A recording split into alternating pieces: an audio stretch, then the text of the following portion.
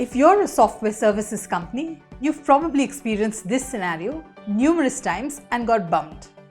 You pitch a custom software solution. The customer listens carefully but then turns around and asks, "Do you have a ready product?" Oops, of course you don't have a ready product. How do you deal with this now?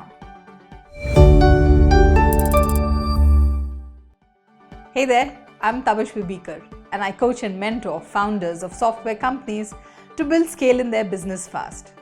In this video, I'm going to talk about how to overcome the sales objection in software sales, custom solution versus ready product. I know from personal experience that this is something that requires careful training of your sales team. Else, you may lose out on a good deal. But before we jump into how to deal with this objection, let's just evaluate what could be happening here. If you're receiving this objection from the customer after you have proposed a solution to them, then let's just understand that this is a big problem with your sales process. You obviously haven't done enough digging through to really understand the customer's exact situation, their business from a short-term and a long-term goal perspective, their users, etc. You've most likely just gathered a very high-level understanding of their requirement and jumped in too soon to offer a solution.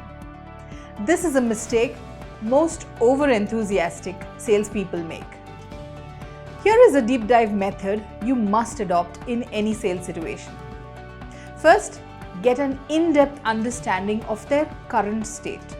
That is, how do they handle their current processes, what are their major pain points or inefficiencies, etc. The important point here is to try and quantify them in terms of time, effort and resources spent or lost due to this pain. This is very crucial as it can be referenced later in the sales process. Second, now go deep into the benefits that the customer is looking to achieve from the new software.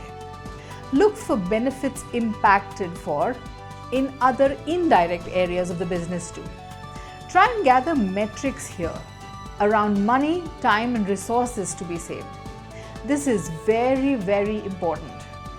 Ask about the alternative solutions or workarounds that the customer is considering. Specifically ask about the future growth and scalability.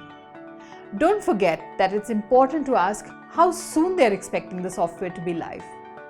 If you've done enough deep dive, then it's easy to visualize and prove ROI for the solution.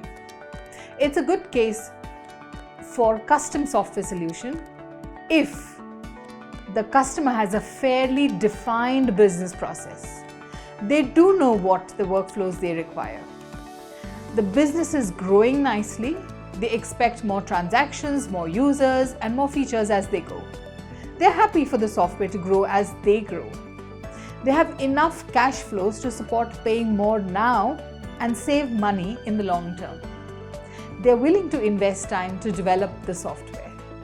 On the other hand, it's a bad case to pitch custom software development if the customer wants a software up and ready immediately.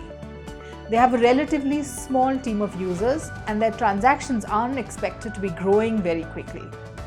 They're not sure of what exact features they require and expect the software to help define their business process. And they have a very strict budget.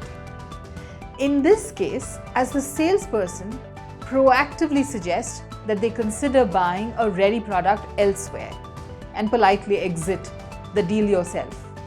This is not a qualified customer for you at all. So let's not waste time here. Get on to your next prospect. Okay, so now let's consider the case that you do have a qualified customer and yet they ask you if you have a ready product.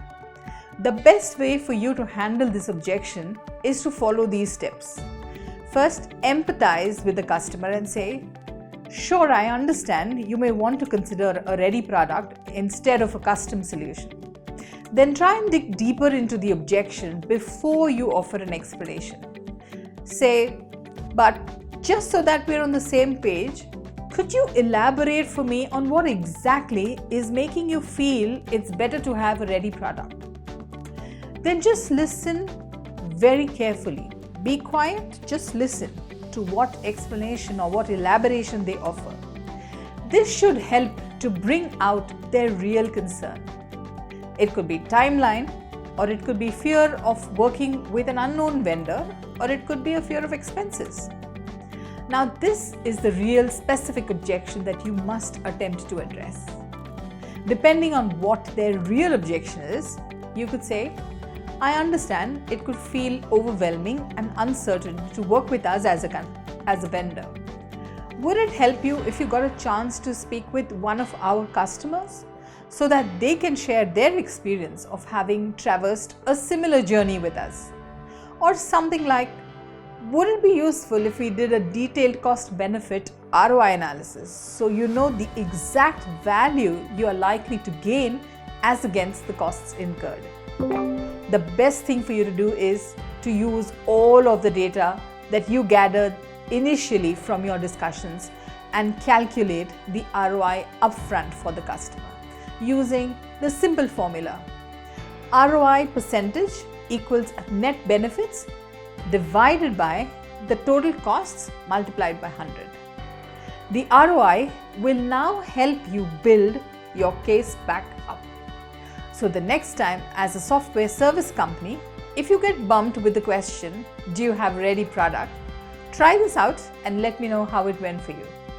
If you've liked this video, please do not forget to like and share. Do also subscribe to our YouTube channel to see more such videos sharing tips on scaling up. Thank you for watching.